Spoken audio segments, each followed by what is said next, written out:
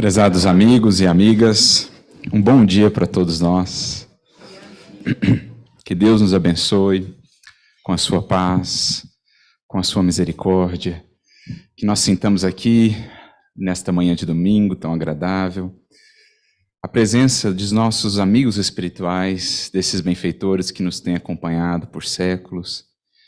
E, acima de tudo, a presença do Divino Mestre, companheiro de todas as jornadas, que tem estado ao nosso lado, que nos tem amparado, mesmo antes de estarmos conscientes desse auxílio, mas agora, minimamente já conscientes do quanto dele temos recebido, que possamos firmar em nosso coração o compromisso de, acolhendo tudo que aqui recebemos a cada semana, a cada estudo, levar isso adiante à nossa vida, para que ela possa refletir cada vez mais a sua sublime presença.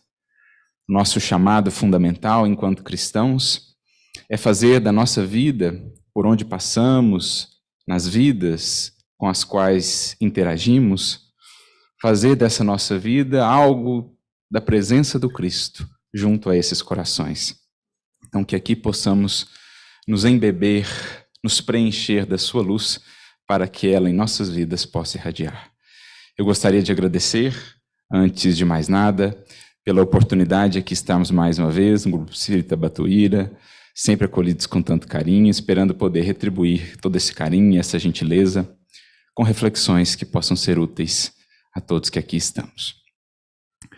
O apóstolo Paulo, na sua conhecida epístola aos Hebreus, que para os estudiosos, muitos estudiosos do mundo, não seria de sua autoria, mas que para nós espíritas, Emmanuel nos confirma, não só é de sua autoria, como foi uma carta escrita sob lágrimas de profunda emoção.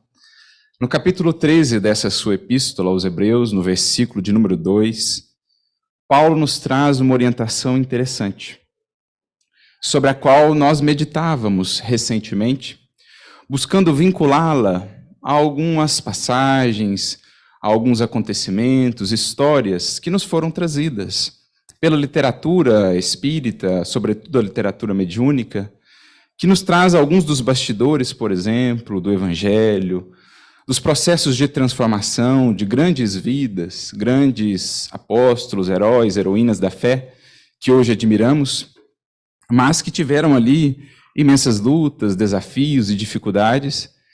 E aí a gente foi buscando juntar algumas dessas histórias, tentando conectar a esse versículo, a essa frase de Paulo, a fim de que pudéssemos entender todo o alcance do que ali ele nos traz. Veremos que também, na sua própria vida, sua própria trajetória, digamos assim, estará profundamente marcada por essa compreensão, por esse convite de entendimento que ali ele nos traz. Então, neste versículo, Paulo nos diz o seguinte: não vos esqueçais da hospitalidade, porque por ela, não sabendo, alguns acolheram a anjos. É uma frase interessante de Paulo, que sem um contexto, sem a gente tentar mergulhar de maneira mais profunda nela, pode nos soar talvez até um pouco difícil de entender. Como assim? Alguns, sem o saber, acolheram anjos por meio da hospitalidade? E como tudo em Paulo, a gente vai percebendo que as suas falas, elas trazem múltiplas dimensões. Aliás, essa é uma característica das escrituras de um modo geral. Das falas, das lições do próprio mestre, em suas parábolas, nos sermões que nos deixou, nos próprios gestos que efetuou. No Evangelho, não nos ensina o Senhor somente pelas parábolas faladas.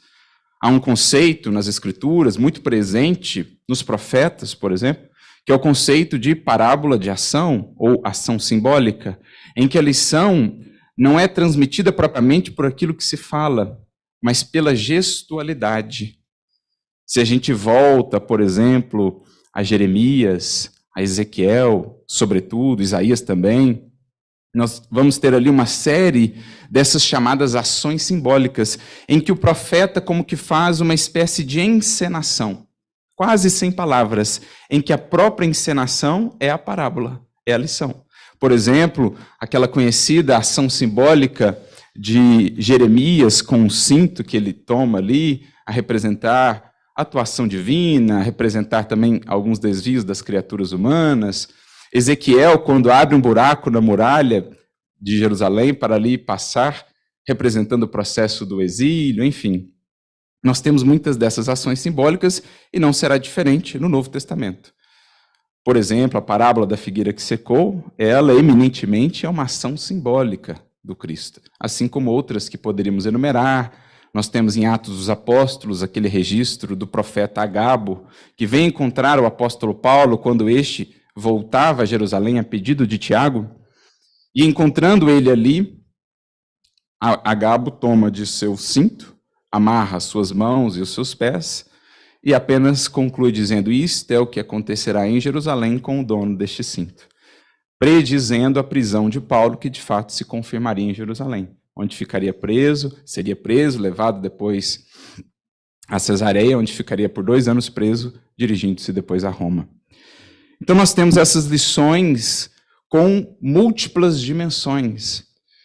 Cada fala tem muitas camadas, e o Espiritismo, em nos trazendo uma compreensão mais ampla das leis espirituais, desses bastidores da vida, ajuda-nos a penetrar mais fundo no sentido dessas lições.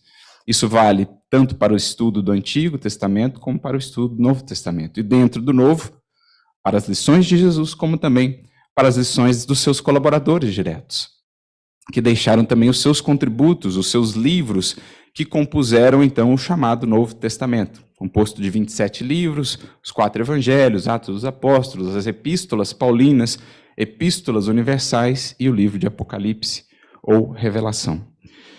O principal, ou melhor, aquele que tem mais números de livros compondo o Novo Testamento é o apóstolo Paulo.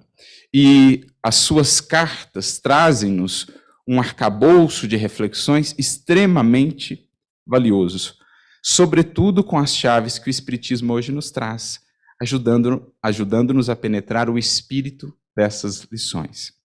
Então a gente fez esse introito para que a gente agora se debruce sobre esse versículo, tentando vencer essas camadas. E vamos logo identificar uma primeira camada em torno desse versículo de Paulo. Ele escrevia ali aos hebreus, aos seus irmãos de caminhada, aquele povo no qual nasceu, onde estudou, onde teve a sua primeira formação, profundo conhecedor que ele era das Escrituras, ou da Bíblia hebraica, a Torá. E certamente, ao lerem essa referência do apóstolo Paulo, eram projetados os seus interlocutores a algumas passagens clássicas que faziam parte da tradição daquele povo e que, de certo modo, nortearam muito do proceder daquele povo ao longo dos séculos.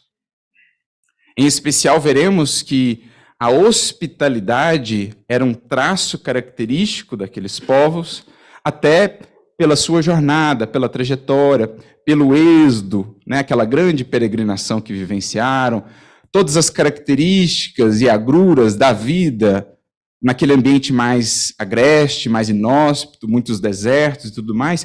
Então é uma característica que vigora ainda hoje em muitos povos do Oriente, é uma característica, uma tradição, esse espírito de hospitalidade, porque sabem as agruras de caminhar pelo deserto, sabem das lutas dessa jornada.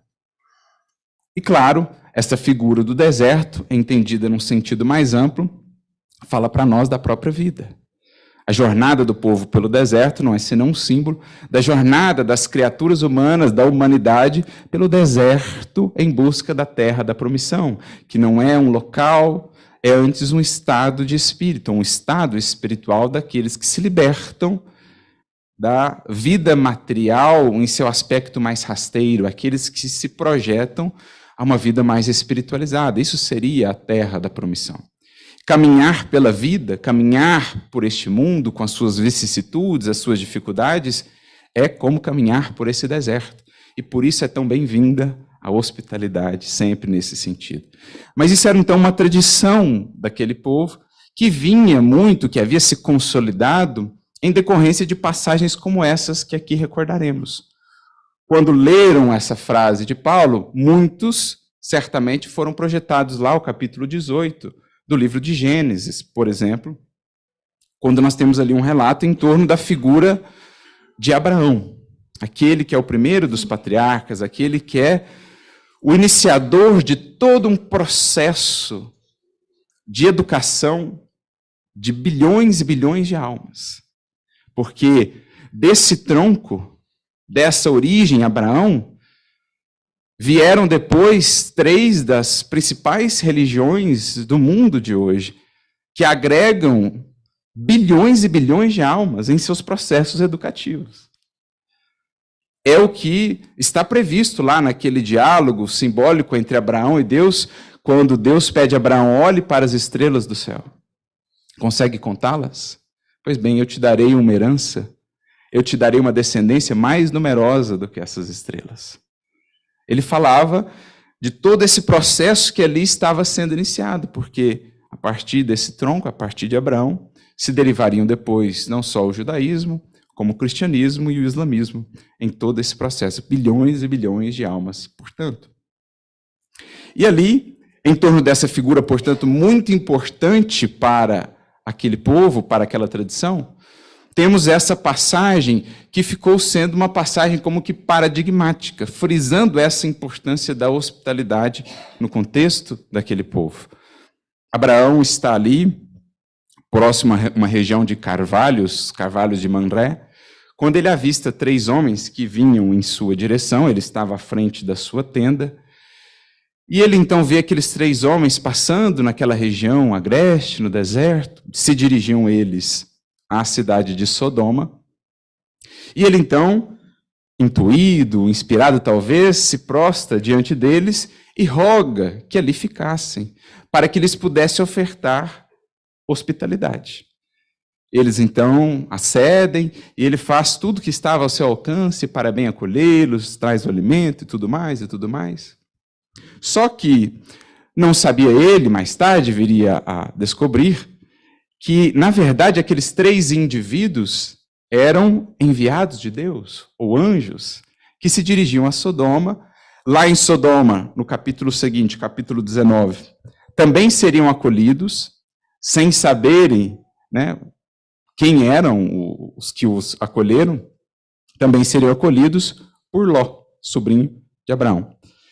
Então ali ele acolhe aqueles indivíduos e aquela cena toda, aquela passagem, fica como esse paradigma de hospitalidade que já estava lá presente, que foi um traço característico de Abraão e que, portanto, configura o procedimento de todo aquele povo. Depois Ló também acolhe esses 3 indivíduos, e aí não vamos entrar em detalhes sobre o que eles foram ali fazer, é interessante, aliás, essa passagem envolvendo Sodoma, mas fica essa mensagem do acolhimento, que passa a ser, na tradição daquele povo, uma característica fundamental. Tanto assim que mais tarde, por exemplo, quando Jesus e os discípulos faziam a sua jornada em direção a Jerusalém, passando pela Samaria, que não era uma jornada muito comum, em geral, quando se descia da Galileia para Jerusalém, se dirigia mais ao leste, passando às margens do Rio Jordão, porque a jornada era mais amena, né? O deserto era menos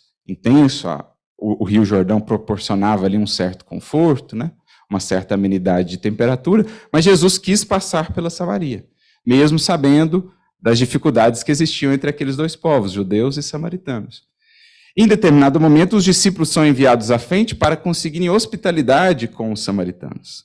E a hospitalidade é recusada, o que deixou os discípulos de Jesus profundamente irritados. João Evangelista, entre eles chegam a dizer até, né, lançar uma maldição sobre os samaritanos por não os terem acolhido, porque era algo muito valoroso naquele contexto do Oriente. Era algo como que sagrado, e ainda hoje, em muitas comunidades no Oriente, é algo como que sagrado. Mas essa é a primeira camada, digamos, uma camada mais histórica, mais sociológica, envolvendo o contexto, a tradição daquele povo, no que diz respeito a essa frase do apóstolo Paulo. Por isso, ele diz, né? Olha, não vos esqueçais da hospitalidade, porque alguns, por meio dela, sem saberem, acolheram anjos. os anjos que Abraão lá atrás acolheu, que Ló acolheu em sua casa. No entanto, a gente vai buscando tirar a reflexão só desse contexto e projetá-la para um sentido mais universal, que nos alcance hoje, que nos dê hoje material de reflexão para o nosso procedimento, vida fora. Nessa jornada em que todos estamos inseridos, pelas agruras da vida, por suas vicissitudes, por esse deserto, que um dia será um Éden. A terra, por ora, tem já alguns oásis, mas ainda muitas zonas desérticas, onde não vicejam, onde não florescem ainda as flores do bem, da esperança e do amor, como desejaríamos. Mas estamos caminhando. E como sabemos que a jornada é desafiadora, a compreensão desse papel de uns para com os outros, no amparo para que consigamos fazer essa jornada, é imprescindível.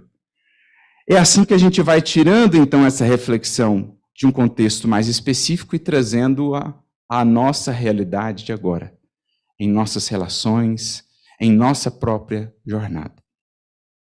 E o que, primeiramente, nos ajudou a meditar sobre essa passagem, sobre esse versículo de Paulo, foi um outro acontecimento que está registrado num dos romances de Emmanuel, essas obras extremamente valiosas que tanto tem a nos ensinar, e que está relacionada essa passagem ao mentor espiritual desta casa, a figura nobre de Batuíra em outra existência, em que Palmilhou iniciou a sua jornada palmilhando os caminhos do Cristo. À época, ele atendia por outro nome, Lésio Munácio, no livro 50 anos depois. E ali, morando em Minturnes, ele recebe um desses corações que caminhava numa jornada muito áspera e muito desafiadora. De certo modo, com uma cruz muito pesada sobre os ombros, incompreendida no âmbito dos seus, excluída do próprio âmbito familiar, ela havia saindo meio que sem rumo, sem saber para onde ir, rogando que Jesus a pudesse auxiliar para encontrar o seu caminho, onde o mestre a esperava que ela estivesse, e assim, por essas tramas do destino, por meio das quais a providência vai aproximando os corações para o necessário processo das trocas, do intercâmbio, de onde se dá a evolução, por meio dos quais se estabelecem os laços, os afetos da alma, que são os laços, como nos disse Jesus certa feita, a Simão Pedro, os laços, os afetos da alma são os laços misteriosos que haverão de nos conduzir a Deus. Por meio desses movimentos do grande Senhor da vida e dos destinos, aquelas vidas ali se cruzam. O fio daqueles destinos se conjuga numa trama que muitos benefícios haveria de nos trazer. E ao ler essa passagem, esse encontro, como que voltamos então àquele texto de Paulo. Primeiro líamos esse acontecimento, essa passagem, e logo veio então à nossa memória o texto de Paulo, concitando-nos a hospitalidade, porque por meio da hospitalidade, às vezes acolhemos anjos. Às vezes, não teremos a dimensão do alcance da hospitalidade, do acolhimento que poderemos ofertar a um coração. Porque creio, muitos aqui já puderam compreender de quem se trata. Lésio Munácio, já idoso, acolhe ali em sua casinha Célia Lúcius. Esse espírito que, descrito pelo próprio Emmanuel, tanto no prefácio daquela obra, 50 anos depois, como mais tarde no livro Renúncia, quando o mesmo espírito retorna na figura de Alcíone, Emmanuel assim a descreve como um anjo vestido de carne, que veio ao mundo espargir as bênçãos do seu amor, da sua renúncia, da sua capacidade de sacrifício, de doação, de misericórdia, de perdão, e que segue sendo, para todos aqueles corações que se vincularam ao seu destino, uma benfeitora, uma mensageira do Cristo junto àquelas vidas. A vida dos seus familiares, né, que compõem aí a sua família espiritual, lá no livro 50 anos depois, Euvídio Lúcio, né, seu pai, Neio Lúcio, que é o nosso querido Neio Lúcio, e todos aqueles que formam o cortejo dos seus familiares, que retornam depois também no livro Renúncia, assim como esses outros que foram se vinculando ao seu destino, né? O próprio Emmanuel vinculou-se ao destino dela, o próprio Batuíra, Lésio Munácio, quando a acolhe ali, compartilhando algo de sua vida e também ofertando seu coração em acolhimento a ela, que por tantas lutas e dificuldades passava, ali vinculou o seu destino de maneira imorredoura a esse espírito, que certamente muito o amparou na jornada ao longo dos séculos, a fim de que ele pudesse também se configurar como esse grande servidor do Cristo que tem sido. Então, esse encontro de Lésio Munácio acolhendo aquela jovem donzela, né, escondida ali, aquele anjo, aquela figura angélica num corpo franzino, fez-nos recordar dessa orientação paulina acerca da hospitalidade. Porque acolhendo ali, naquele momento, aquela jovem que precisava de auxílio, de amparo, de norte, ajudando-a a solucionar os seus problemas, dando-lhe um encaminhamento, porque ele a acolhe como uma filha e encontra para ela um local onde ela pudesse dar continuidade à sua tarefa, onde ela pudesse estar protegida. Assim ela vai lá para um mosteiro em Alexandria, onde assume, né, as vestimentas ali, assume a condição de um homem, como se fosse filho de Lésio Munácio, porque o mosteiro só aceitava figuras masculinas, mas ali, na pessoa de irmão Marinho, ela se converte num grande mártir, num grande exemplo do cristianismo vivido. E certamente, ao longo dos séculos, como dizíamos, tem sido ela um anjo, um mensageiro do Cristo, junto a Lésio Munácio e a todas as vidas que puderam se entrelaçar a vida dela. Porque anjo, na verdade, se pararmos para pensar no sentido propriamente da palavra, anjo é mensageiro no grego. Então ela se tornou, a partir dali, uma vez acolhida, uma vez tendo sido recebida, uma vez tendo se estabelecido laço, dali por diante, ao longo dos séculos, tem sido ela uma mensageira de amor, uma mensageira do Cristo, para o nosso querido Batuíra e para tantos outros corações, como o próprio Emmanuel faz referência no livro Renúncia, no prefácio, tem sido ela uma mensageira de Jesus. Então, a nossa reflexão, a partir da fala de Paulo e desse acontecimento envolvendo o nosso querido Batuíra, traz-nos agora uma consideração sobre esse tipo de hospitalidade, ou essa postura de alma que nos cabe cultivar, sem que possamos propriamente por hora mensurar o alcance dos benefícios, o alcance do retorno que isso há de produzir em nossos próprios caminhos, em nossos próprios destinos. A fim de que possamos considerar isso em melhores termos, vamos recorrer ao nosso querido Emmanuel, que no livro Palavras de Vida Eterna, capítulo de número 141, nos traz uma mensagem cujo título é exatamente hospitalidade. E o versículo comentado, este versículo, Hebreus 13, 2. Não vos esqueçais da hospitalidade, porque por meio dela, sem o saberem, muitos acolheram a anjos. E ao comentar a passagem, Emmanuel faz justamente isso conosco.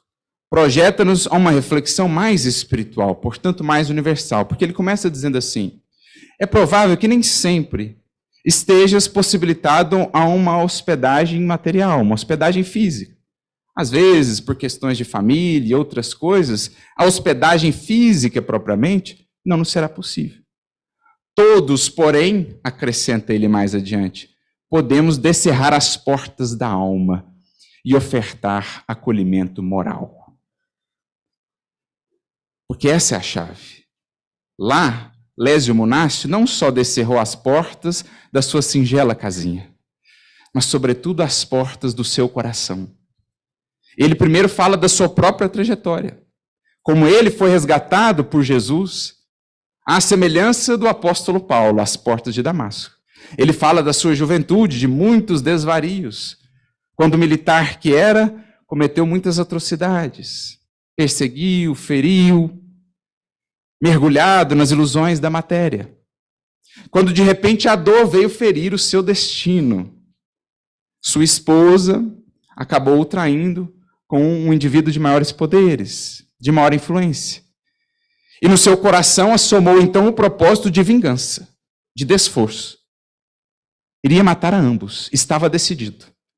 Quando passando nas proximidades de um templo, templo de Serapis em Roma, um mendigo, que ele nunca mais pôde ver, lhe ofertou um pequeno pedaço de pergaminho. Nesse pequeno pedaço de pergaminho, um trecho do Sermão da Montanha, induzindo ao perdão, induzindo à misericórdia. E ele foi abalado por aquele trecho, naquele contexto, voltou-se para procurar novamente o mendigo e ele não estava mais ali. Soube então de uma reunião, de encontros dos cristãos, para lá se dirigiu. E então a sua vida, enfim, começou a se transformar. Sentiu-se como que resgatado daquela mesma cegueira da qual Saulo foi extraído por Jesus. E ali começa a retificar os seus destinos. Ali começa a recompor os seus caminhos. E assim vai nesse longo processo de muitas lutas, de muitas dores, encontra outras almas afins que tinham um passado similar ao seu, criam essa comunidade lá em Alexandria, onde a proposta era essa vida de mais silêncio, de meditação e também de renovação íntima. Mas queria também ele dar um destino à filhinha querida do coração, que havia tido com aquela esposa. Só que, em voltando para a terra natal, para levar a filha consigo, encontra as portas da morte. Diante daquela grande dor, ali permanece por mais um tempo, sem saber o que fazer, intentava um dia voltar lá para Alexandria, e é então que se dá esse encontro. Ele compartilha, porque sentia a sensibilidade do coração que estava diante dele, compartilha essa sua trajetória com ela, com Célia Lúcius, mas sente que o coração dela também estava desejoso de abrir-se, de extravasar-se, para que ali pudessem se consolar mutuamente. Então ele lembra, olha, trazes o coração ulcerado? Tens também alguma dor a compartilhar, a me dizer? Pois lembremos-nos da lição de Jesus, do vinde a mim. Ele nos promete alívio, ele nos promete consolo. É certo que não estás diante do mestre, mas aqui, de alguma maneira, representa ao menos o Cirineu, que um dia o amparou também. Então, compartilhe comigo as suas dores. Compartilhe comigo um pouco dos teus fardos e a tua cruz te parecerá mais leve. Ali descerrava ele as portas do coração, aquela que passou a ser uma espécie de filha espiritual. Filha essa que descobriria ele depois, viria a ser uma grande benfeitora, dada a grandeza daquele anjo disfarçado na forma de uma simples moça, de uma simples donzela. Então ali ele entendeu, já como cristão, essa que é uma das propostas fundamentais do cristianismo. Acolhimento moral aos corações. Como disse Emmanuel, nem sempre o acolhimento ou hospedagem física não será possível, mas todos, porém, podemos descerrar as portas da alma e ofertar acolhimento moral. Porque caminham desabrigados no mundo, diz-nos Emmanuel, não somente aqueles que vagueiam sem teto, sem um teto físico. Muitos caminham no mundo ao sabor das intempéries, porque desprovidos do teto da fé, do teto da esperança, do teto da confiança que lhes dê essa proteção quanto às tempestades da vida. Muitos corações caminham pelo mundo bem trajados, bem aquinhoados de recursos, no entanto, absolutamente desabrigados ao sabor das ventanias e das tempestades da vida, porque sem esse teto que a compreensão do Evangelho e do Consolador nos proporciona. Esse abrigo bendito. É o que Jesus vem proporcionar a todos aqueles que ao seu Evangelho se vinculam. Recordo-me até de uma passagem interessante, quando do primeiro encontro entre Saulo e Estevão. Encontro, assim, absolutamente marcante, que haveria de transformar a história do cristianismo. Lá na Casa do Caminho, Estevão fazendo a sua pregação, Saulo, num primeiro momento, absolutamente impressionado com o vigor daquela pregação, mas ele, tentando sair daquele espanto, levanta-se e começa a querer argumentar com Estevão. E já tentando trazer o debate para um terreno que lhe era mais conhecido, já tentando diminuir todo aquele brilho de Estevão e de sua eloquência, ele recorre a um instrumento da ironia, do sarcasmo, mas não era esse a quem seguiram, a quem seguem, melhor dizendo, um simples carpinteiro de Nazaré. E Estevão, com a profunda presença de espírito, extrai a lição da circunstância. Ainda bem que ele era um carpinteiro, porque assim ninguém mais estará desabrigado.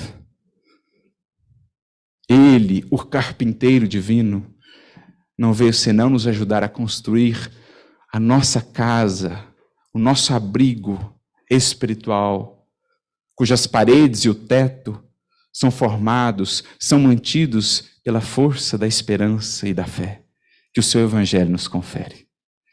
E assim como nós temos usufruído desses benefícios, desse abrigo que o Cristo e agora também o Espiritismo nos oferta, é preciso saibamos também ofertar as benesses desse abrigo aos que caminham no mundo sem um teto. Não somente um teto físico, mas sem um teto moral, sem um teto espiritual que lhes dê essa sensação de acolhimento e segurança vida fora. Então, olha como Emmanuel extrai desse versículo de Paulo uma reflexão que é agora profundamente pertinente e necessária a todos. Em especial nos tempos quais os que vivemos, em que muitos corações se veem sem o teto da esperança e da fé, envoltos pelas sombras do pessimismo, do medo, da angústia. A humanidade não tem jeito. As criaturas não se consertam. E assim, acumulando sombras sobre si mesmas, não conseguem divisar a aurora que se anuncia no horizonte. Os primeiros raios de um novo tempo, deste alvorecer da era do Espírito que estamos tendo a felicidade de acompanhar em loco, encarnados. Não conseguem ver. Falta-lhes essa proteção. E é isso, portanto, que nos alcança agora o convite a criarmos em nós esse procedimento. Seja quem for a criatura que nos cruze os passos. Talvez não tenhamos na hora recursos materiais, mas teremos sempre, poderemos sempre ofertar recursos de natureza moral, estendendo esse tipo de acolhimento, descerrando as portas da nossa alma, permitindo que a luz da candeia do Evangelho acesa em nós se irradie a esses que visitam a nossa casa mental, que batem à porta do nosso coração. Então, seguindo na sua reflexão, Emmanuel nos diz: dá-lhes a esses desabrigados que puderes encontrar no caminho, dá-lhes uma frase de coragem, um pensamento de paz, um gesto de amizade, um momento de atenção. Coisas absolutamente singelas, cujo alcance estaremos longe de poder agora mensurar. Porque ele acrescenta: muitas vezes aquele que agora se reergue por tua migalha de amor será aquele que amanhã vem em auxílio às suas necessidades num carro de bênçãos. Aquele que agora se reergue por uma migalha de amor que ofertaste, muitas das vezes será amanhã aquele que vem ao teu encontro, em teu amparo, num carro de bênçãos. Para ilustrar isso, recordo de uma história muito bonita, com um título bem interessante. O grande cronista do Evangelho e do Espiritismo, nosso querido Humberto Campos, irmão X, no livro O Espírito da Verdade, capítulo 81, tem uma mensagem intitulada História de um Pão. Olha que título interessante. História de um Pão. E ele conta o caso de Barsabás, um tirano que havia recém-desencarnado. recém-desencarnado, ainda confuso, o que lhe acontecia, onde estava, tenta ele voltar ao seu palácio.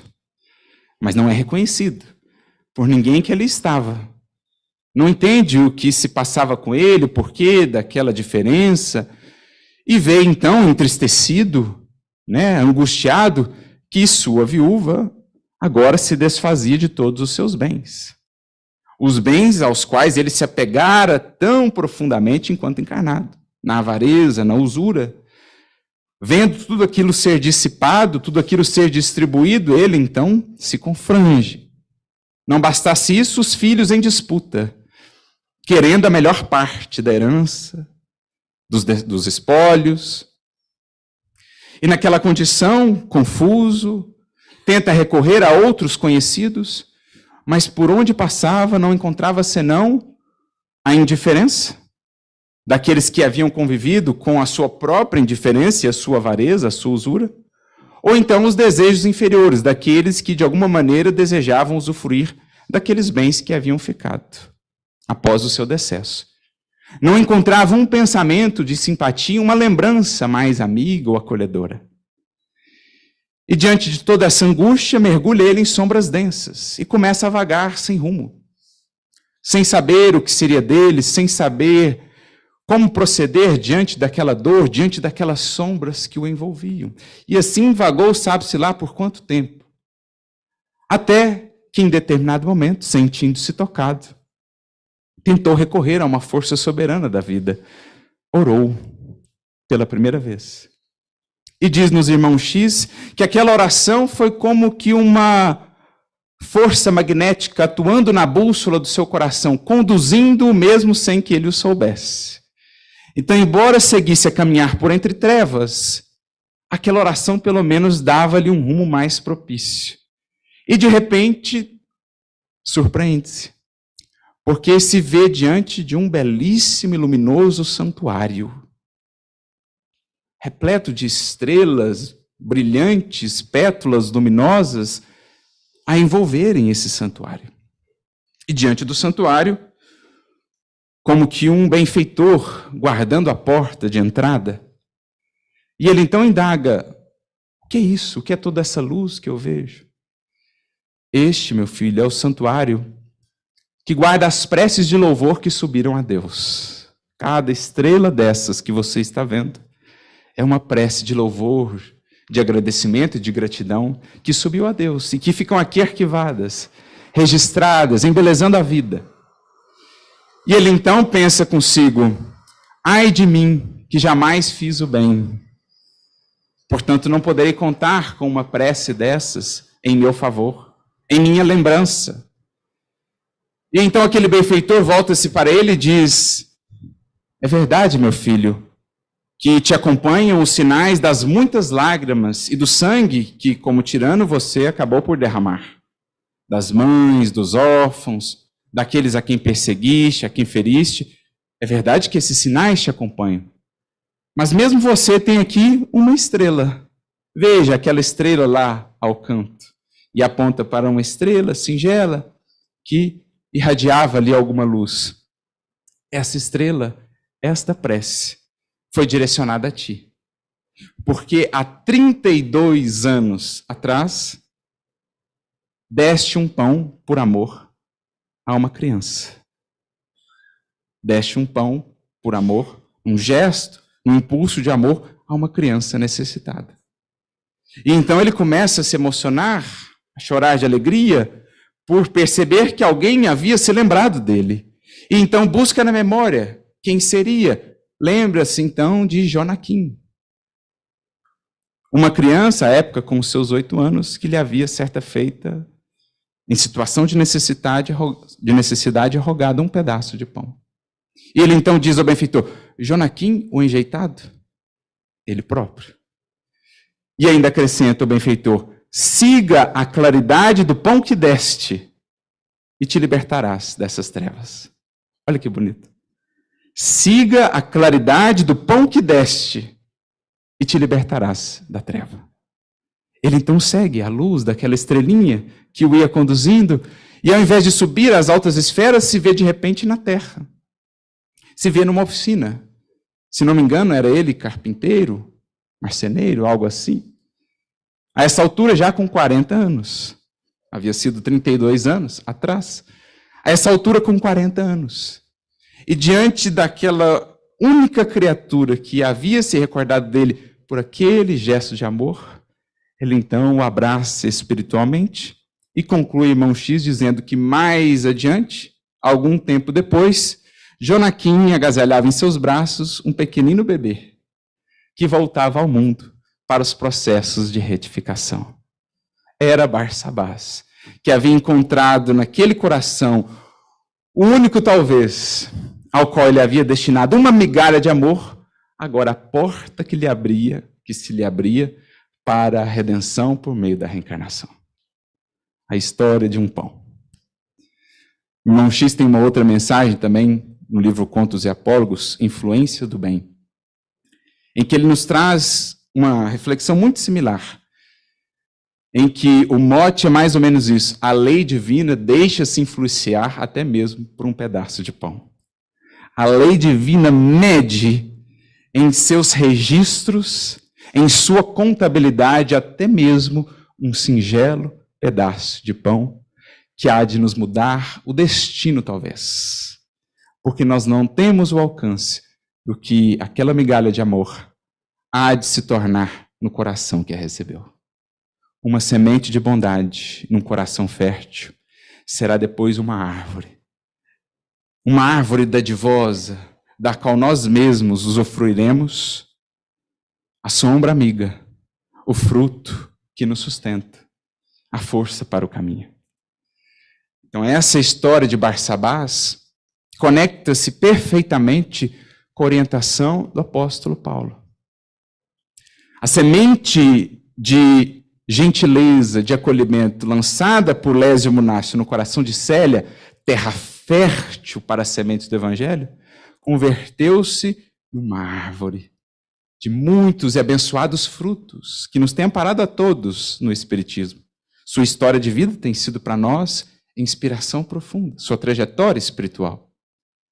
Mesmo o próprio apóstolo Paulo, aqui mencionado, quando escreveu isso, certamente trazia consigo também no coração a lembrança do quanto ele mesmo era um filho da hospitalidade.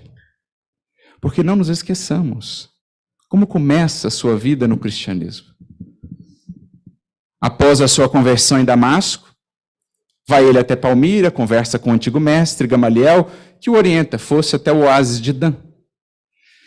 E é interessante que ali a gente percebe que Paulo, ainda Saulo, naquele deserto, não foi somente acolhido pelo oásis físico de Dan. Ali, no deserto que ele percorria, ante os remorsos, as culpas que trazia, as dores pelos equívocos do passado, ali ele foi acolhido também por um oásis de amor na feição de duas figuras, que se tornaram depois amigos para toda a trajetória: Áquila e Prisca. Corações que ali estavam, lembremos-nos, em decorrência das perseguições iniciadas por ele, Saulo, lá em Jerusalém. O pai de Áquila, inclusive, havia sido morto por um dos asseclas de Saulo. E ali ele vai convivendo com aqueles corações, acolhido por aquele amor, porque essa era a característica dos cristãos, não importava o passado. Não sabiam quem ele era ainda, mas era um irmão, digno de acolhimento moral. Então ali eles trabalhavam, faziam os tapetes, as tendas, à noite se reuniam, logo percebem, uns e outros que eram cristãos, porque Paulo observava que eles estudavam os pergaminhos, e aí um dia eles se aproximam: eu também sou cristão, e eles começam a estudar juntos. O tempo vai passando, até que um dia ele mesmo provoca a conversa. Olha, vocês já me falaram uma vez aí de Saulo, que ele efetuou os movimentos de perseguição lá em Jerusalém e tal. O que vocês acham dele? O que vocês acham dele? E aí o Áquila e a Prisca começam a contar: olha, a gente não se esquece, lá na Casa do Caminho, todos os dias, Pedro nos pedia que orássemos por ele. E Pedro ainda dizia, olha gente, nós temos na verdade que não só orar por ele, mas também agradecê-lo. Porque ele está nos ajudando a nos manter no caminho com Jesus. Porque ele todos os dias pede de nós o exercício da indulgência, da misericórdia e do amor. Então, na verdade, mais do que algoz, ele é professor. Pedro pedia todos os dias na casa do caminho para que orações em conjunto fossem feitas por Saulo. E diz o Áquila, para ajudar os nossos corações ainda mais endurecidos, Pedro dava o exemplo dele próprio, lembrando a sua negação a Jesus. E o quanto ainda assim Jesus foi misericordioso. E aí ficou difícil para Saulo segurar as lágrimas, esconder quem ele era. E aí ele vai e se revela. Quando ele se revela, aquele átimo, de silêncio, de expectativa, quando então Áquila e Prisca os trazem um abraço fraterno, dizendo, és agora o nosso irmão, bendito seja o Cristo, com o seu poder transformador. Gente, esse acolhimento produziu Paulo. Nós não teríamos Paulo sem esses constantes testemunhos e exemplos de acolhimento que ele foi encontrando na comunidade cristã. Porque depois que dali sai, ele volta a Jerusalém. Queria conversar de novo com Pedro. Quando ele chega em Jerusalém, é atendido por Prócoro, que era um dos diáconos da Casa do Caminho. Prócoro arregala os olhos, fala, meu Deus do céu, o homem voltou. Ele não sabia ainda o que tinha... Era um mistério. Jerusalém não sabia o que tinha acontecido com Saulo, porque o homem havia sumido depois de Damasco. Ele fala, pera só um minutinho que eu vou lá dentro. E aí depois E aí ele chama Pedro e tal, Pedro, Saulo está aí na frente. O que a gente faz? E aí Pedro, o anseio de Pedro era acolhê-lo. Mas a prudência, porque ele era responsável por todos os enfermos e aflitos que estavam ali. Ele falou, olha, por estes aqui, eu preciso agir com prudência. Então faz o seguinte, peça a ele que aguarde mais um momento, que a gente vai fazer uma reunião aqui e tudo mais, e depois a gente vai conversar com ele, ver o que a gente pode fazer. Convoca uma reunião para a noite, e aí Prócoro vai dar a notícia, Saulo recebe a notícia, não, compreendo perfeitamente, uma lágrima escorre assim no olho. Aí ele fala assim, não, é do deserto, é a areia que entrou no meu olho, Gente, olha como Emmanuel descreve as cenas. Só de você sentir uma cena dessa, você entende mais de evangelho do que se você ler o evangelho inteiro. Ele vai, aquela sensibilidade, procura lá uma pensão, não tinha nem dinheiro para pagar a pensão. À noite temos a reunião. E aí, na reunião, formaram-se 2 grupos. De um lado, Barnabé, João, Pedro, favoráveis ao acolhimento. De outro lado, Tiago, Nicanor e outros, favoráveis à prudência, ou ali, meio temerosos, vai que... E aí aquele debate, e aí uma hora um dos diáconos falou assim, quem sabe não é ele, o lobo disfarçado de cordeiro que quer penetrar o redil. Aí Pedro chama a si a responsabilidade. Ele certamente lembrou do que Jesus um dia lhe havia dito, Pedro, apacenta as minhas ovelhas. Pedro fala assim, pois bem, consideremos que seja ele o lobo, disfarçado de ovelha. Ainda assim, que aquele comparecesse com más intenções, em descobrindo que ele é lobo, o que nos caberia enquanto cristãos? Matar? Ou seria mais razoável considerarmos as possibilidades de domesticação? Olha a sensibilidade de Pedro, gente. Se ele for o lobo ainda, não será ainda mais necessitado? Claro, com as devidas prudências, mas vamos trabalhar então para domesticar essa fera. É o que Jesus nos pediu. E aí Barnabé, e Emmanuel faz questão de descrever o Paulo Estevão, Barnabé era puro coração. Barnabé fala assim, pode deixar, eu vou até ele. Barnabé abre as portas da sua alma para acolher o grande apóstolo, ainda em construção, que mais tarde tantos frutos daria na seara do cristianismo, mas que foi um filho da hospitalidade, de corações que souberam descerrar as portas da alma, acolhendo quando ele mais necessitava. Talvez por isso ele tenha falado da importância da hospitalidade em suas cartas, porque ele foi um filho dela. Foi Barnabé quem o abraçou, quem o integrou de fato ao cristianismo, dando-nos depois esse grande apóstolo. E assim todos esses lances, portanto, da história do cristianismo, vão nos falando disso, do poder de uma migalha de bem, de um gesto de bondade e compreensão, de uma frase de coragem, de estímulo, sementes singelas que mais tarde tornarão os nossos caminhos na forma de luzes que se acendem em nossos destinos, de uma colheita de bênçãos que não podemos mensurar. Lembrando mais uma vez Emmanuel, quando nos diz, lá no livro Palavras de Vida Eterna, aquele que hoje talvez se regue por tua migalha de amor, amanhã será o que virá ao teu encontro, ao encontro de suas necessidades num carro de bênçãos. Recordamos-nos ainda de André Luiz, no seu processo de reajuste, de recomposição em nosso lar, quando, diante do ministro Clarencio, conversando com ele sobre o que havia trazido, do mundo, a sua ficha, digamos assim, Clarencio lhe diz, olha, sua ficha está um pouco complicada mesmo. No entanto, lá no Ministério do Auxílio, além das intercessões da sua mãe, temos lá intercessões de muitas almas a quem você deu receituário gratuito, embora nem sempre de boa vontade.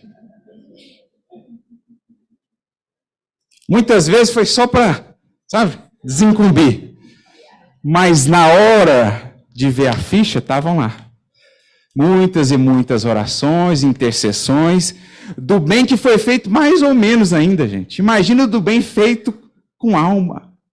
O poder que ele não tem em nosso destino.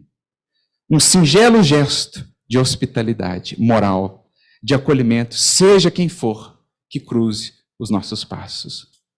Porque Emmanuel também muito bem nos soube sintetizar, dizendo-nos que o bem que praticares em algum lugar será depois o teu advogado em toda parte.